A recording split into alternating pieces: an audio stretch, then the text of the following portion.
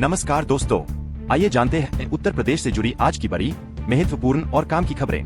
वो भी एक नहीं, दो नहीं, 5 नहीं, बल्कि पूरी 25 खबरें सिर्फ 10 मिनट में।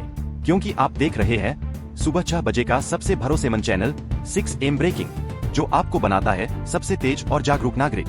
तो फिर देर किस बात की, चैनल को सब्सक्राइब करें और वीडियो को लाइक करके खबरों की शुरुआत करते हैं। तो पेश है आज की पहली खबर। आज 11 तारीख को इतिहास के पन्नों में हम देखते हैं कि 1998 में भारत ने पहली बार परमाणु क्षणों के बाद वैश्विक दबावों का सामना करते हुए अपनी रक्षा नीति को मजबूत किया था। तो चलिए अब बिना देर किए सीधे चलते हैं आज की सबसे ताजा और महत्वपूर्ण खबरों की ओर, जो आपके लिए हैं खास। दर्शकों, अब अगली बड़ी खबर पर आते हैं। यूपी की सियासत में हलचल मचा देने वाला बयान आया। अखिलेश यादव ने लखनऊ की रैली में कहा कि उनकी सरकार बनने पर आउटसोर्सिंग खत्म कर दी जाएगी।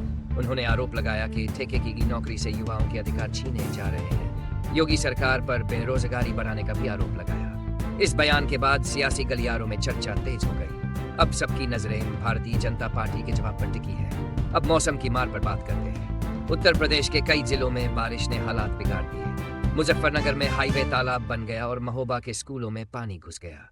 लखीमपुर में हजारों बोरियां खाद की बर्बाद हो गई। मौसम विभाग ने अगले 24 घंटों में और बारिश का अलर्ट जारी किया। प्रशासन राहत कार्य में जुटा हुआ है, लेकिन लोग अब भी काफी परेशान दिखाई दे रहे हैं। अब कानपुर से हैरान करने वाली खबर, सीएमओ ऑफिस में हंगामा हो गया। निलंबित कर्मचारी ने नए सीएमओ के पैर छूने की कोशिश की। नए सीएमओ ने मना करते हुए कहा इनके आदेश न माने। इस पर ऑफिस में माहौल तनावपूर्ण हो गया। लोग समझ नहीं पाए कि आखिर ये सब क्यों हुआ। प्रशासन की कार्यप्रणाली पर सवाल खड़े हो गए। दर्शकों, अब प्रशासनिक फेरबदल की खबर। योगी सरकार ने बड़ा कदम उठाया। यूपी में 34 PCS अधिकारियों के तबादले किए गए। कई जिलों में नए अधिकारियों की तैनाती हुई। सरकार का दावा है कि इससे प्रशासन और मजबूत होगा। सियासी गलियारों में इसे चुनाव की तैयारी बताया जा रहा है। अब देखना होगा इसका असर क्या होता है। अब स्वास्थ्य सेवाओं की पोल खोलती तस्वीर। फतेहपुर में शर्मनाक घटना सामने आई। गर्भवती महिला को सड़क पर ही बच्चे को जन्म देना पड़ा। अस्पताल का ताला घंटों तक बंद रहा और डॉक्टर नदारद रहे। लोगों ने खूब नाराजगी जताई और सवाल उठाए। सरकार ने जांच के आदेश दे दिए हैं। लोग पूछ रहे हैं कि कब सुधरेगी ये व्यवस्था। अब निर्माण कार्यों के नए नियमों की बात। सरकार ने सख्ती दिखानी शुरू की। लखनऊ में अधिकारियों को नियमों की जानकारी दी गई। उद्देश्य है अवैध निर्माण पर रोक और पर्यावरण की रक्षा। सरकार का कहना है कि ये कदम प्रदेश को विकसित बनाएगा। हालांकि ठेकेदारों में इसे लेकर असमंजस बना है। अब देखना है कि ये नियम कितने कारगर होंगे। अब किसानों के लिए अच्छी खबर। PM कुसुम योजना में नए आवेदन मांगे गए। योजना से किसानों को सौर ऊर्जा से बिजली मिल सकेगी। बिजली बिल की चिंता काफी हद तक खत्म हो जाएगी। आवेदन की प्रक्रिया और आसान कर दी गई है। गांवों में किसानों को बड़ी राहत मिलने की उम्मीद है। सरकार का दावा है कि ये उनकी जिंदगी बदल देगी। कांवड़ यात्रा पर भी एक अहम अपडेट। यूपी में तैयारियां तेज कर दी गई। होटल और ढाबों पर संचालकों के नाम दर्ज करने के आदेश दिए गए। यात्रा मार्ग पर सुरक्षा बढ़ा दी गई है। सरकार का कहना है कि ये पारदर्शिता के लिए जरूरी है। हालांकि कुछ संगठनों ने सवाल उठाए हैं। अब देखना होगा लोग इसे कैसे लेते हैं। शिक्षा के क्षेत्र में नई पहल। यूपी सरकार ने 100 स्कूलों में स्मार्ट क्लासरूम शुरू किए। बच्चों को अब डिजिटल तकनीक से पढ़ाई कराई जाएगी। शिक्षकों को भी विशेष प्रशिक्षण दिया जाएगा। सरकार का दावा है कि इससे शिक्षा की गुणवत्ता बढ़ेगी। छात्रों ने इस कदम का स्वागत किया है। लोग उम्मीद कर रहे हैं कि ये बदलाव लाएगा। अब महिलाओं की सुरक्षा पर नजर। मिशन शक्ति के तहत नया अभियान शुरू हुआ। महिलाओं के लिए हेल्पलाइन को और मजबूत किया जाएगा। सार्वजनिक स्थानों पर CCTV कैमरे लगाए जाएंगे। सरकार का दावा है कि इससे महिलाओं को सुरक्षा मिलेगी। लोगों में इसको लेकर सकारात्मक प्रतिक्रिया दिखी।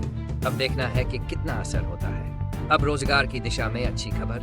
दिल्ली में बड़ा रोजगार मेला लगा। हजारों यूपी के युवाओं ने इसमें हिस्सा लिया। सरकारी और निजी कंपनियों ने नौकरियों के ऑफर दिए। सरकार का दावा है कि लाखों रोजगार पैदा होंगे। युवाओं में उत्साह देखा गया। अब उम्मीद है कि बेरोजगारी में कमी आएगी।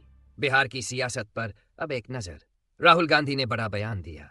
उन्होंने कहा कि बिहार में करोड़ों वोटरों के नाम काटे जा रहे हैं। इसे लोकतंत्र के लिए खतरा बताया गया। इंडिया गठबंधन ने बिहार बंद का ऐलान किया। सियासी माहौल गर्म हो गया है। अब देखना होगा कि क्या कदम उठाए जाते हैं। कर्नाटक में भी हलचल जारी। मुख्यमंत्री और उप मुख्यमंत्री दिल्ली पहुंचे। राहुल गांधी से मुलाकात की और चर्चा हुई। नेतृत्व परिवर्तन की अटकलें तेज हो गई है। अंदरूनी खींचतान की खबरें भी आ रही है। कांग्रेस में उथल पुथल दिख रही है। देखना होगा क्या बदलाव होता है। यूपी में बेरोजगारी के आंकड़े भी सामने आए। निजी सर्वे के मुताबिक दर 7.2% तक पहुंची। खासकर ग्रामीण इलाकों में रोजगार की कमी ज्यादा दिखी। सरकार ने सर्वे को खारिज किया। उसका कहना है कि योजनाओं से स्थिति सुधर रही है। जनता में इस पर मिलीजुली प्रतिक्रिया है। अब देखना होगा सच्चाई क्या निकलती है। अब देश के लिए गर्व की खबर, भारत में सबसे बड़ी सौर पैनल फैक्ट्री खुली। इससे 300 से ज्यादा नौकरियां पैदा होंगी।